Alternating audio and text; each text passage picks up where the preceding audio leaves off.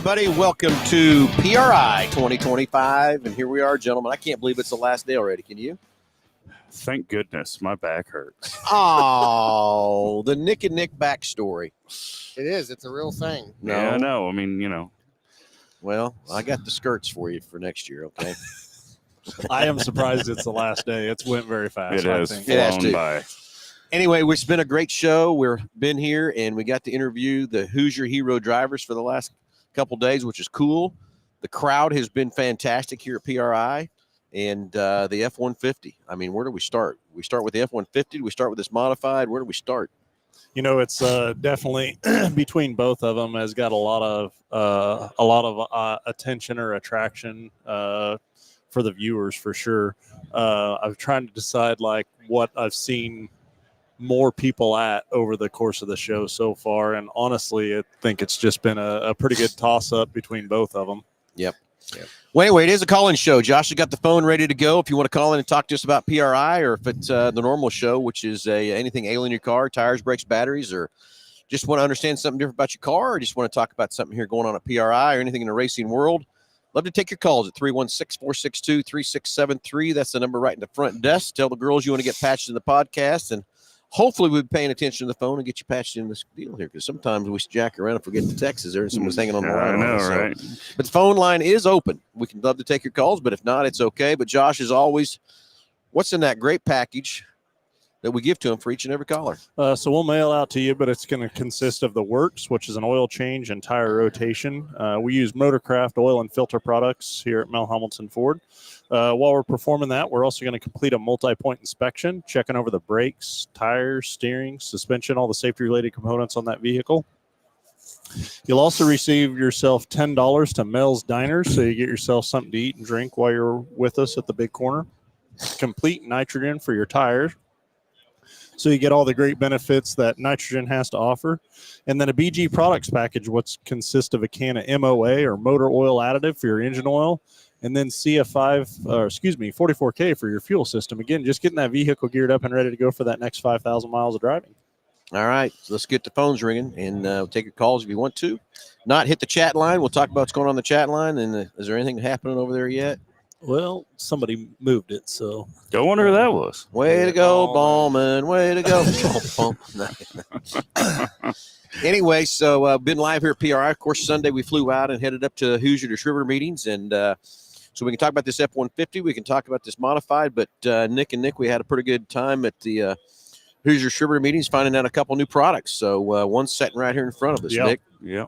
We got the Track Attack Pro that Hoosier released in September. It's a 200 treadwear street legal tire, track day weapon, as they call it. We've got a few sizes available right now. We'll have them up on the website for sale, but then in January they're going to release a bunch more sizes that they've got in production. So excited to get those out there and get them on some hot rods and see what we can do. Well, if they come out early enough in spring, because might have to have something on somebody's 500. Yeah, we will. Is what I'm thinking of. Of course, who knows? I might have to put some of them slicks on that thing too. I don't know. So, new Track Attack Pro, and Nick, anything in the drag world that we saw new and different? Anything coming there? Yeah, so they're rebranding the 275/60/15 DR2 into a DR3. What's that mean, DR2 to DR3? Just a name, but really they're changing the mold, the way the carcass is. It's going to be a little bit wider around the tread profile area, a little bit of different rubber compound they're saying, so it's going to be even better of a tire. And that 275/60 DR2 was a good radial 275 competitive tire, and I think it's going to be even better for this year coming up. So that'd be pretty cool. Hopefully we get some of those February, March time, right before Big Jake's big race in Texas. Big Jake's? I didn't know Jake was racing down there, Nick. Did you? No, I didn't. Yeah, neither. I didn't. I didn't know he's in a drag racing. He's not such a big Jake. I mean, he's going to get down there. He's going to have to get down to the end and turn and come back the other direction. It's a 2 drag strip deal instead of just one. Yeah. Oh boy. Oh boy. Here we go. Yeah. We've got quite a few comments over dirt drag, having the two vehicles here and which one's better and all that stuff, huh? I think it was mostly everybody saying how much better drag racing Oh, was. is that what you think? Yeah. Yeah. I think know. all the attention this thing got was just people trying to figure out why the suspension was funny and why it sets crooked. They just thought it was like some backwoods stuff. And Yeah, no, I get it. So anyway, let's talk about the F-150. It's got a set of Hoosiers on it, got a set of wheels on it, but let's roll through that truck real quick. We got here. It's a craze right now, these F-150 regular cabs, and we built a couple crew cabs already too. But this F-150 regular cab XL truck with a 5.0, and then we take it from there. So let's kind of go through this truck. And again, we've got 3 of them on the showroom to have kind of a base package you can build and go from there. But this truck here has got everything on it. So gentlemen, what's on all this hot rod setting here? so we started out, obviously, all these trucks, most all of these trucks, we put the Whipple Gen 6 3-liter supercharger on them. This one we did a red theme, was an accent color. So we even had the Whipple supercharger coated in red.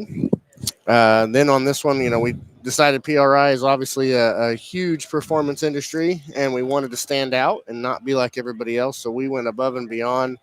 In the interior, we did carpet, which these trucks, for some reason, you only get vinyl floors, but this one we put a carpet in it, which I personally think is a huge touch. Then I've caught Nick several times in there napping on it. yeah, it was a nice hiding spot.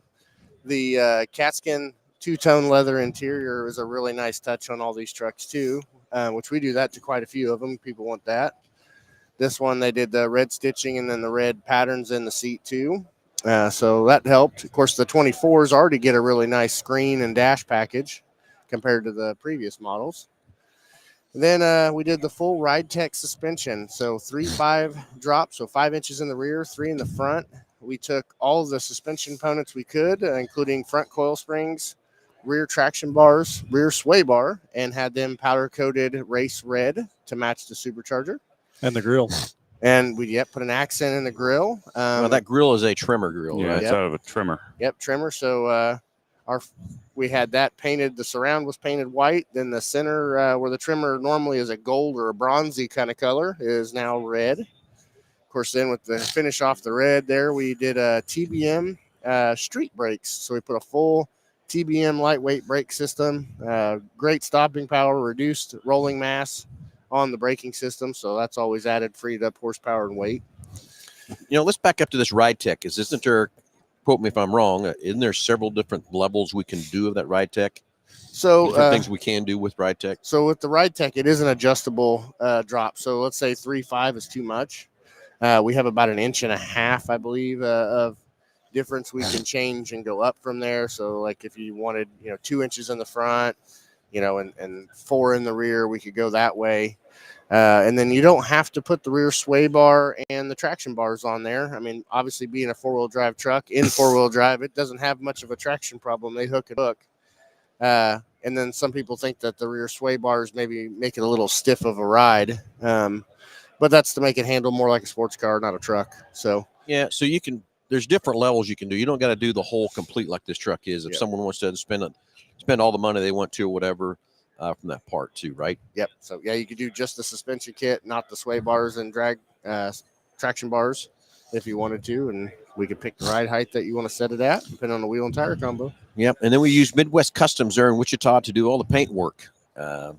So let's talk about that a little bit because there's a lot of accents and a lot of stuff on the paint work. Yep. So these trucks would have come with a chrome front and rear bumpers. We swapped those out with paintables, and they painted those along with that trimmer grill. Then they smoothed the door handles, which would have been black, and painted them to match the truck and put an LED light in them, which is really cool. It's a switchback LED. So when the headlights are on and just sitting there, they're a white accent light. And then as you turn the blinkers on the appropriate side, they will flash to match the blinker. So it's kind of, Oh, I didn't know it did that. yep, Yep. makes it stand out even more. So, It kind of reminds me of myself. Pretty cool. and then, of course, then they did the Mirrors. headlights and taillights and mirrors. So the Yep. headlights were really, really turned out awesome. They take those apart. I believe they even 3D print something in there to kind of change the look of it, then paint them white, put them all back together with LED headlights and cornering lights, and then put our logos in them. So they say Race MH on those. So those turned out awesome. Then they did a custom vent badge for us. That's my favorite. I hope we can put that on many more to We come. need to. We need to put that on the trucks. I think that looks very cool.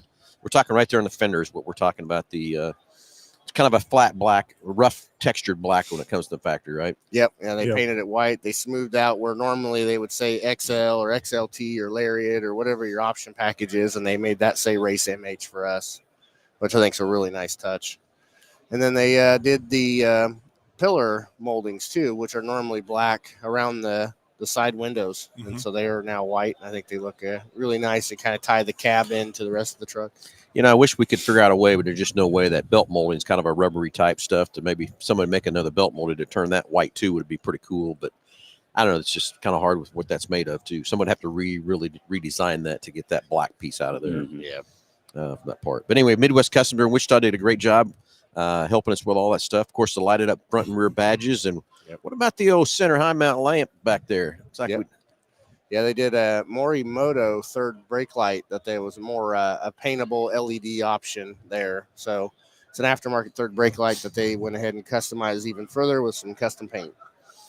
Very cool. So we talked about the Corsa exhaust. I don't know if we talked about that. Nope, missed that. Yep, The list goes on. Yeah, it's a huge list. It was a big undertaking, but yeah, Corsa catback or side exit exhaust, which I think is perfect on these trucks. And with that 3.5 drop, it's one of the only exhausts that truly will clear the suspension properly without having problems down the road. I like the fact that it comes out before the rear tires. I don't know why. I think it's cool as hell, doesn't I it? always like those. Kind of reminds you of the old sure. Lightning. Yeah, well, it yeah. does, Okay, yeah. Yep. Well, in 07, the F-150 comes standard like that. Huh. Did you know that? Really? Yes. Wow. 07, it came out the side right there.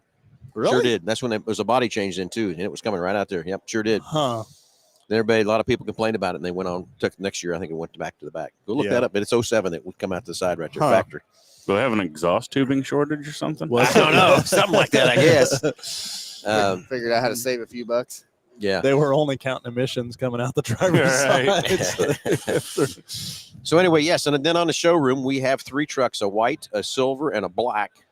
That we have basically just put the Whipple on, put the Corsa on, and some wheels and tires, and that's it. So you can come in and customize it, do whatever you want. We can do, a little bit, take it as is.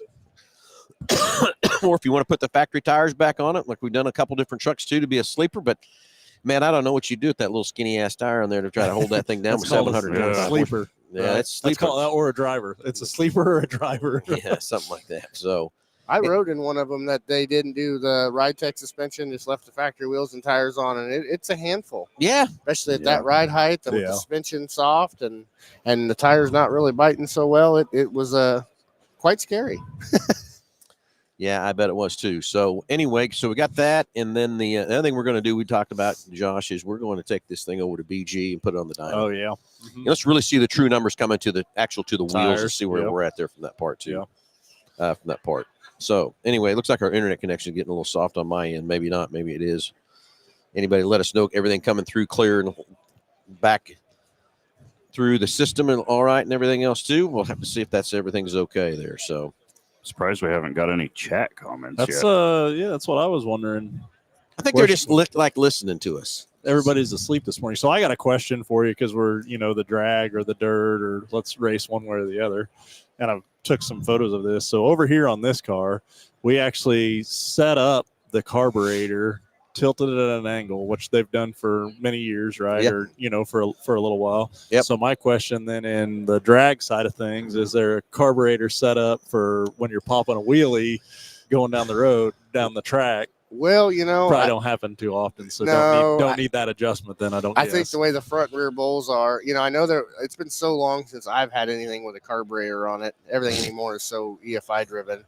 But we used to use the little cheater rule where we took like a spark plug boot elbow to try to put the fuel squirter to dump back in the vent. Oh, like to run it back up into the front. So when you did a wheelie or something, and if it would splosh out of the vent, it would go right back into the carburetor. But like I said, it's been a really, really long time since I've ever had one. So the fuel pump will still constantly be pushing fuel into the bowls. And the front bowl is not an issue because when the car's standing up like that, the fuel is laying on the jets. But in the back bowl, you'll put a jet extension in there. So it's about a 3/4 of an inch extension that screws into where the jet goes, and then the jet screws into the end of that. So it pushes that jet almost all the way to the back of that carburetor bowl, almost to the float. Yeah. So when that thing's standing up on end, the back barrel is still sucking that fuel too. Getting it. So did we get a chat, or we did get a chat through? Got Greg Murray. Good morning, Greg. Says we can hear you loud and clear. So All right, that's good. good. That's the best part. Don't want to look at us, I guess, but that's okay. Well, I mean, I don't know. I've seen us. Exactly. Got the faces for radio. All of us. Once again, we're in Indianapolis at the PRI show 2024. I guess it's still 2024, isn't it? But it's really 2025. It's almost 2025. So what I heard out of that whole discussion was drag racing is advancements in technology. Dirt track is old school carburetor stuff. Okay, let's get into that, man. I'm with you too on that part, but because I've told all the sanctioning bodies these carburetors went away in the manufacturing side. The OEMs in '85. Come on, let's get up to speed with some injection and stuff like that too. I'm walking around this place and looking at all those I mean, he's showing me a dash the other day, like I could digital, drag racing, control your fuel system remotely, like whole deal. With oval track racing, we haven't got that far yet because they're still trying to figure out how to tech it. And we're still running a carburetor, but the engineering that's gone into these cars everywhere else is where the technology advancement is, right? So, I mean, there's a lot of engineering that goes into drag racing to get those cars from point A to point B. In the circle track world, we've got to get that car around the corner, and we've got to keep the power to the ground.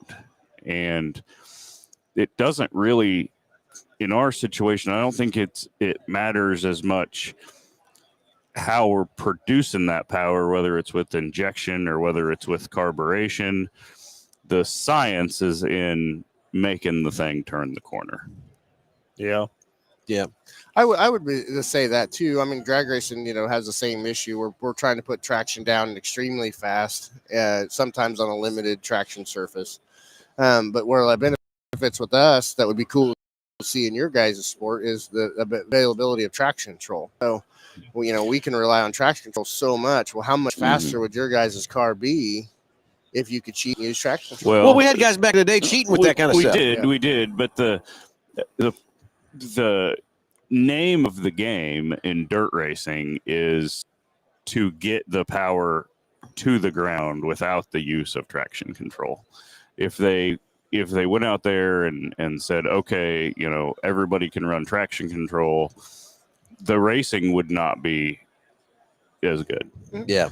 Yeah, and we see that with heads up stuff. We're in a big change right now with all the events and promoters are trying to figure out new rules because we don't have a limit to stuff. It's how much you could buy and how deep your pocket is. So the nice thing about what I see in your guys' world is it kind of relies more on a driver. I mean, there's always money involved, but relies a little more on the driver and how good you can set up your car. And I think that's why you see so many cars at some of your events where we're in a deal now where the average Joe can't compete with some of these guys that get, hundreds of thousands of dollars of sponsorship money and have the best technology before everybody else. And, and I think, our technology in circle track racing, a lot of it trickles down from NASCAR, right? Starting with the Cup Series and down into truck and Xfinity, and then and then down into dirt late model racing. And so NASCAR has been with the top series. The top series is in NASCAR. They've been on injection for a while now, and I think that technology is getting ready to trickle down into our racing. I think that probably within the next 5 years, I think you're going to start seeing some of this technology in dirt racing. Well, and I'm going to say too, you can take, like Nick, the more power you build, the faster you're going to go. With us, the tire can only hold so much, and you can build too much power and start spinning and doing all kinds of stuff there too. So I think that's also, like you said, some of the technology trickling down is going to help. But until we, these tires are only 8 inches wide, You can put as big a tire as you want underneath there. Of course, you have classes that regulate your tire size Yep. too, but you can still get but- that tire to hold more traction. But I think they got to make it like with the whole electronics part of it, like I was saying earlier about, that if we were all able to just run traction control, it would make the racing not as good. And I think that's kind of the same with the injection. I think they're figuring out how to tech it. I think they're figuring out how to make a software program, a ECU that will manage it and make the engine run like it has a carburetor on it. And like I said, I think we're going to see that technology trickle down into the grassroots and amateur forms of motorsports probably here soon. Yeah, and I do think that's the biggest fear right now with the sanctioned bodies is being able to control the traction control. Because it's been a problem years ago. I don't think it's really been a problem here in the last few years, but that's what they're scared about is being able someone to take that box apart, put that stuff in there, and hide it very well from a tech guy. I mean, that's an issue. Well, even in our sport, traction control has changed in the last 5 years so much that, we used to rely on, they would do a drive shaft plot. So it would be just drive shaft versus G-force. And then it started moving into dot to dot where you would ride rear drive shaft to front wheel speed. And then, okay, well, that works in situations until you have cars like mine that like to go on the bumper too much. Well, if you're carrying the front tires, it's thinking it's spinning. So then it would go into G plot versus laser ride height sensors. And, so we have X and Y axis G meters in there that will tell us if we're going sideways or front, back, up, down, and it can limit timing to get it down the track. So the more and more we're figuring out with it in that world, I think it'd be more and more it would work in your world too eventually. But it would, like I said, it would take the driver out of it a lot. Well, and I think that's what they're trying to do in our sport is make it to be more of a driver situation. Yeah, it's still a car setup and how you set it up so too. But again, there's so many different driving styles in dirt too that you got to cater that car to that driver from that part. You can start with a base setup, but then every driver is going to feel something different and stuff too in the dirt world anyway. I don't know how. I don't know that you're going to see many dirt track racers sitting there getting ready to go out for the A feature with their laptop out, sitting on the roof of the car, putting a tune in it.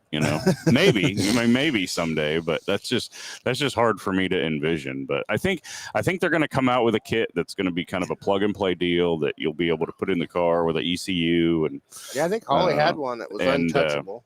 You got to have some way to make sure it's still sealed up in the factory. Yep. So of course, we got that issue with the crate engine. They got the seals on them, but they still can say they got the seals on them. Yeah. So, How much, so just tech wise or design wise, like I was always curious how much one of these cars would be from asphalt to dirt. How much difference is there in that car going from asphalt to dirt? Mainly would be, in my opinion, I know a couple guys I could ask that to, but of course the tire would change. Yeah, sure. Your spring rates would change and maybe your shocks a little bit. But yeah, and the rear suspension would be totally different because these cars make way too much traction to run on pavement. Yeah. Oh, yeah. Didn't think about that. Probably go back to you're going to be on a longer, like a longer control arm, rear suspension. Like you look at a NASCAR Cup car or whatever, they've got the control arms that, are that freaking long. And so, yep. So anyway, hey, let's get the phones ringing. Anybody want to talk about anything ailing your car, tires, brakes, batteries, or talk about something going on here at PRI 2024, heading into 2025 with all the new technology and stuff that's here. And the crowds, gentlemen, it's been the best crowds I've seen for a long time at PRI. So that tells you racing is alive, breathing, and well. So I haven't really walked around much other than just kind of our corner back here, but it appears like just from a vendor standpoint, like all the booths are full, and there's definitely a lot of people here representing on the racing side of things. I don't know if you guys feel the same about that or whatever too. Oh, yeah. But absolutely. I haven't walked around much either, but just the amount of people you hear and the talks you hear, walking back and forth to the hotel room and stuff. Just a lot of people here, and I'm just glad it's here to the crowd and everything else too. But I will say the people in attendance, I would say almost probably one of the best years, right? Agree 100%. So anyway, Nick, let's take off on this dirt car setting here. Let's tell everybody what we got setting here, what we did, why we did it, what it is, all that good stuff, what's on it, that stuff too. Well, we have a Mullins chassis, Tanner Mullins car, and we've put it together with pretty much all of our proprietary products that we have manufactured for Mel Hambleton Racing, and we make a lot of the we make a lot of the knockoff stuff and kind of the necessity stuff with steering components and swedge tubes and tie rod ends and just kind of some general suspension and body components. And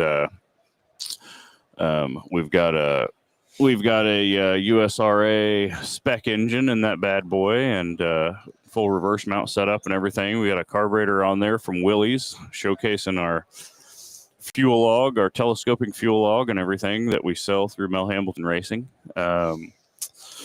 And of course, Bren transmission, Bren reverse mount, KSE pump. I see Dan from KSE standing over there eyeballing it. Is he? Okay. And of course, some Hoosier G60s on that bad boy. So Some Arrow wheels, right? and some Arrow wheels and With the body off that thing, I've seen so many people from different types of racing, Yep, just sitting and looking at it, and just, I don't know. I think it's pretty uncommon to see a car that open, right? yeah, I think so. Unless you're at like a show or something like this, but there's some trick stuff on there, and Tanner's done a good job putting this thing together, and so we can kind of display his stuff as well as ours, and just a great piece sitting here. So it's a customer's car, and it's going to be a pretty good hot rod, I have a feeling. I think so too. So anyway, what's next on our agenda, gentlemen? Who's got the agenda listed on what we're going to talk about? Okay, well, I thought you were in charge of making that. I've got to call somebody out here. So, and this sounds like somebody knows something from experience or talking with somebody, but it says Nick Ballman heard they have karaoke at PRI. So yes, they do. Can you elaborate on that, Nick, or whatever? Before you kind of tell us what's going on there with the karaoke Yep. at PRI. Well, there's a Dylan booth. Chambers. There's a booth back over here that's going to start doing karaoke about noon, and they've got a schedule of people that are going to do it. Yeah. And at 12:30, it's Josh Prophet, and at 1:30, it's Phil Nightingale, and then you guys are going to do a duet later on this afternoon. Yeah, we're going to do a duet, all right, but it ain't going to be no singing. They wanted to be a duet of hauling this shit out of here. They wanted to get people in the building, not out of the building. Well, I'm that fire alarm in case of emergency break glass. You want people to get out of here, you just you let me know. no, we are not singing any karaoke. That's for damn sure. Okay. Well, it sounds like maybe you already had by this comment, but No, maybe I hadn't seen no karaoke. Okay. You don't want to hear me sing. Maybe it's not karaoke today or yesterday or whatever. just maybe but it was karaoke. Period, somewhere, some point. sometime, some karaoke was going on. I can promise you, Dylan Chambers has never heard me sing karaoke. If Josh, the inside joke of this is Kyler keeps trying to get me to do karaoke after the races at the fairgrounds. Oh, Ain't gotcha. happening. Yeah. If you want to see somebody do some karaoke, it's Kyler. Yeah, the Kyler can't sing. Well, he's Where do you think he's at right now? sleeping? Turkey. Yeah, maybe still sleeping. I bet he is still sleeping. So I think Kyler goes out in the middle of the night at Dodge City Raceway and turns the PA system on, the lights and the PA system, and just lets her and happen. Sings and lets the whole town of Dodge City hear him in the middle of the night. I could 100% see that. No, I'm pretty sure he does. So talk to us about this fuel system you were looking at yesterday. The EFI. Yeah. So the new Fuel Tech 700. They've kind of been hinting around about it and shared a bunch of stuff with it. But this is my first physical time ever seeing it. Man, it's crazy. So they have a digital dash that's 14 inches or so. I mean, it's a big screen. And then in the dash, not only does it control everything tuning wise, but it is the ECU. So it's kind of an all-in-one deal. But yeah, it's supposed to be the most sophisticated EFI system that's ever been had. Definitely a game changer in all types of motorsports that allow it. Definitely a goal for 2025, maybe to look at something like that for myself. But so what's it doing? It's just basically one unit to control everything. When you say that, tell our listeners what's it controlling, Nick. It would control fueling and spark. If you have traction control, any inputs and outputs. I don't know with Fuel Tech on this one how many they have. I know Holly has a ton. You could eventually, without CAN IO modules and different add-ons, you have 32 inputs and 32 outputs, meaning you can run different sensors, different things that you're logging, controlling, from data to traction control to nitrous to turbos to boost of some kind, fuel pumps, water pumps. I mean, it would control everything you'd ever want to do. Well, some of the things that I got out of what you were talking about was just the safety side of it, and that the crew chief or a pit crew could be, from not even in the car, just staging lane, watching the car operate, and be able to change things, right? The idea with that was going to be a wireless, like a Wi-Fi, Bluetooth type deal, that the crew chief standing on the track or on the watching the race would be able to hold something and see live acquisition data from the car to say, let's say there's a problem with the engine, or let's say something happened and the driver may have gotten knocked out in a crash and the engine could still be running. They would be able to shut the car's power and fueling off and even pop the chutes to help keep the driver and anyone in the area safer. Yeah. So it's definitely a kind of a deal that like monster trucks have had for a long time. Yep. That if the runaway monster truck happens, they can shut it down so no one in the crowd gets hurt. It's kind of something that's probably need to happen for a long time in the sport of drag racing. I've seen it a couple times where a driver slaps the wall into a tail slap hard enough that the G-force and could knock the driver out, render him unconscious, and then, in the worst case scenario, his foot's still flat to the floor. So definitely a really cool feature, not only for that type of safety aspect, but for tuners and crew chiefs standing on the line to see what, happened in live time during the race. So really neat stuff.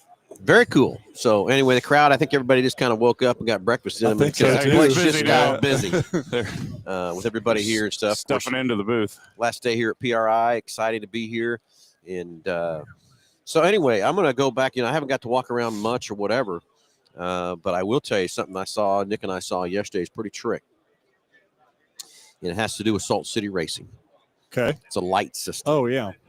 That the flagman can control the lights, control the pace car, and then also it's a deal where the drivers can buy a deal to put it in their cockpit and be able to see their lights exactly when they turn and everything by one push of a button. They can get the green, they can get the red, they can get the yellow, they can get the white, and they can get the checkered. Yeah, think of what that would do for safety wise. Oh, yeah.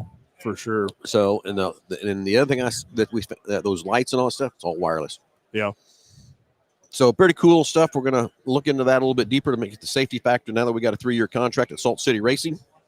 I'm surprised they wouldn't integrate that with like a transceiver or something at some point, just make it part of that transceiver and make it to where you mount it maybe in a different spot than you otherwise would. Or So anyway, something pretty cool trick there coming from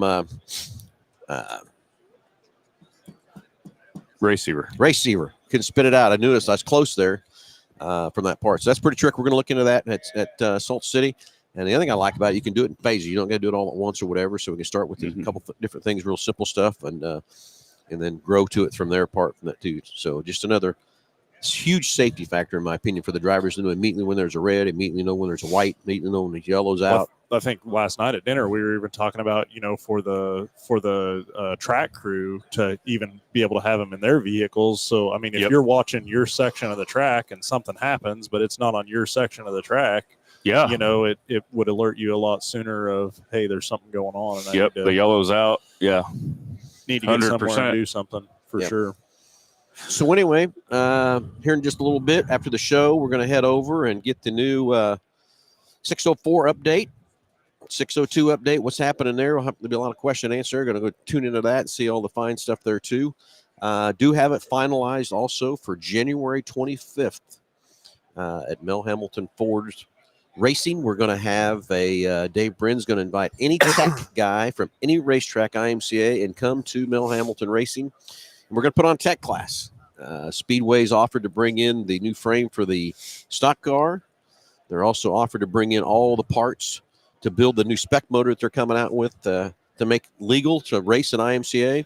But the biggest thing is just help these tech guys learn more, better more. And, as the racers they want a tech guy to be trained up good enough, but also to be fair, be equal, and know what he's looking at and all kind of thing. And I think there's always room for improvement on tech guys. to do that. So we're inviting anybody across the country that wants to come. And Dave Brenn's going to put on that class, a whole day class. And all we're asking you to pay is to get yourself there. And if you want to come and stay the night before or night after, a hotel room, and that's it. We're going to feed you, take care of you, and that sort of thing. And racers, this is for tech guys. This is not for the racers, okay? Yep. We're training up tech guys to get better to tech you when you win or you get the top 4, whatever it might be, that you're in the tech lane to know what's going on with your race car and how to look at it and everything else too. And I think with this new motor they're coming out with, there needs to be some training on how to check that new motor. 100%. So don't forget February 14th, or is it 15th? February 15th. Here's our race open house at Mel Hambelton Ford, and that's going to be another big, huge event. Talking to a lot of different vendors and people to come show up. So racers, you don't want to miss out on that either. From that part. What else have I left out? What else we left out? Josh, what are we missing? Josh, well, I guess we got to say one more thing. Josh is the popcorn king. Yeah. Yes. Josh has made more popcorn here at that, and I think the rest everybody else is just trying to not do it so good. So Josh just takes it over, so we don't have to do it. Josh is like the jack of all trades and like the master of all of them. It's just a matter of if you got to get something done, just go get it done. Just get it done, right? Just I get get it it. done. That's you know what true. I'm saying? I'm looking at it from the standpoint of I've got like 10 more bags left of popcorn. If I get through that, It's done. over. I'm packing that machine up. It's over. And if either one of you try to go buy some fucking popcorn, we're gonna Well, I think the concession lady said she was looking for you because their popcorn sales were down like 98%. Yeah. So she might be there to beat you up. Well, sneak I'm you out surprised the you back. didn't get they follow you in the bathroom and knock you out in the bathroom, Josh. So yeah. Uh-huh. Well, can we tell your story? No. Well, anyway, I think we've kind of run out of things to talk about. It's fun and exciting to be here at PRI. If you're a racer of any sort, this is the place to be. So if you didn't make it this year, get plans to be out here next year because this is the place to be to find all the new and latest and greatest technology. Fun stuff to see. But the best part is you build a lot of relationships out here, and that's what this racing world and anything in the world, in my opinion, in business world is a relationship. So you build a lot of relationships, find a lot of new friends, a lot of new stuff. And everything else too. So, gentlemen, if we ain't got nothing else to talk about, we got to go hand out some. Get a Josh, class, yeah. Josh has got to start popping some more popcorn because Alan's being inefficient over here with trying to get that popcorn out. And Josh just wants to get it popped so he's done messing with it. Yeah. We're about out of candy too, so that's kind of crazy too. We ran out of bags yesterday at about noon. That's the first. Yeah, that was Nelson. Nelson was a bag handing out. He was, wasn't he? Man. I think maybe he might need to be a car salesman. He was pretty good at selling those bags to people when they He didn't was, want it. yeah. Yeah, exactly. Well, I'm just going to cut to the chase. You're going to leave here with this bag, so you just want to take it now. Quit arguing with me, will you? Yeah. So anyway, everybody, thanks for tuning in. Thanks for watching. Have a great Saturday. And Nick, I don't know. We've got to get the class now. We're kind of situated the classes for Salt City. So maybe in the near future, we'll be announcing all the classes that we'll be running at Salt City. Of course, the dates that will be there are out. Got some exciting new stuff on the schedule for 2025. So exciting for that part too. Who knows? We might need to go get a live on Wednesday and talk to everybody. We'll see if we got time or not. Schedule out from that part too. But again, if not, we'll be back live next Saturday morning, 9:00 with Under the Hood. And everybody have a great Saturday and be safe. Let's go racing.